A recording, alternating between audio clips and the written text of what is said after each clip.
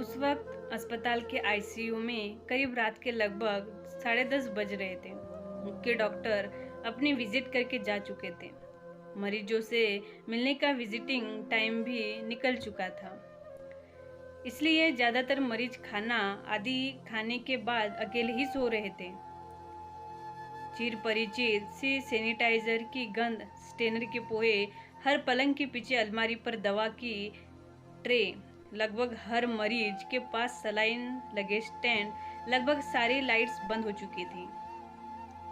पूरे ICU ward में गहन खामोशी थी, मगर रोहन की मां सुधा की नाजुक परिस्थिति देखते हुए उस हेड नर्स ने रोहन और उसके पिता को एक साथ सुधा के पास उस वक्त भी जाने की विशेष अनुमति दे दी थी। वेंटिलेटर पर पड़ी सुधा की तबीयत देखते हुए पिताजी ने रोहन के कंधे पर हाथ रखकर कहा, बेटा, पिछले 6 दिन से तेरी माँ वेंटिलेटर पर है, कोई सुधार नहीं दिख रहा। ऊपर से यह रोज का 20,000 रुपए का बिल। हम सारी प्रॉपर्टी बेचने को मजबूर हो जाएंगे, मगर फिर भी बिल न चुका पाएंगे। कल से तो डॉक्टर भी यही सलाह दे रहे हैं कि वेंटिलेटर हटा दो।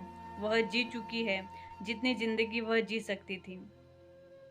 वैसे भी उसे कुछ न पता चलेगा कि वेंटिलेटर हट गया है या नहीं। 1-2 मिनट में सब कुछ खत्म हो जाएगा। पिताजी की बात सुनकर रोहन रो पड़ा। बोला, कैसा कह रहे हैं आप? बचपन में जब मुझे निमोनिया हुआ था तब आप भी न थे, तो माँ मुझे गोद लिए 6 किलोमीटर पैदल चलकर अस्पताल में दवा कराने ले गई थी। इलाज को पैसे न थे तो शादी में मिली अपनी चूड़ियां तक बेचकर उसने मेरा इलाज कराया था।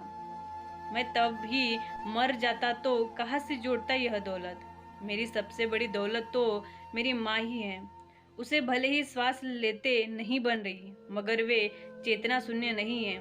मैं सब कुछ बेचकर भी उसका इलाज करवाऊंगा। वह चेतना शून्य हो भी गई तो भी मुझ में अभी चेतना बाकी है। मैं यूं माँ को मरने नहीं दूंगा।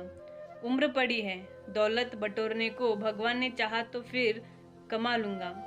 रोहन भावुक होकर रोने लगा था। तभी उन दोनों के बात करने की वजह से आईसीयू की सतत सन्नाटे में व्यवधान पड़ता देखकर हेड नर्स ने इशारे से रोहन और उसके पिता को आईसीयू वार्ड से बाहर जाने का संकेत दिया। पिताजी और रोहन एक आज्ञाकारी छात्र की तरह उस इशारे को समझते हुए बिना कुछ कहे उस आईसीयू से बाहर चले गए। रोते बिखरते हुए रोहन को देखकर पिताजी को शायद अपनी गलती का एहसास हो चुका था, इसलिए वह उसे संयत करने का प्रयास कर रहे थे। तभी नर्स ने दौड़कर ड्यूटी डॉक्टर को बुलाया। डॉक्टर छाती को ठोककर सुधा को बचाने का अंतिम प्रयास कर रहा था।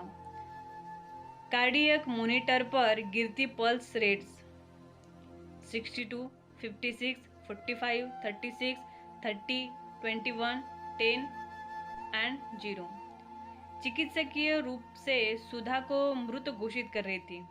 अब कार्डियक मॉनिटर पर सीधी रेखा सुधा के निधन की ऑफिशियल पुष्टि की कर रही थी। डॉक्टर ने रोहन के पिता को सॉरी कहते हुए पूछा कि वेंटिलेटर हटाने के लिए नर्स को किसने कहा था।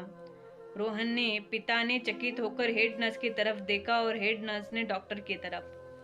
किसी साजिश के अंदेशे को भांपकर डॉक्टर ने तुरंत ही हेड नर्स से सीसीटीवी रिकॉर्डिंग देखने को कहा।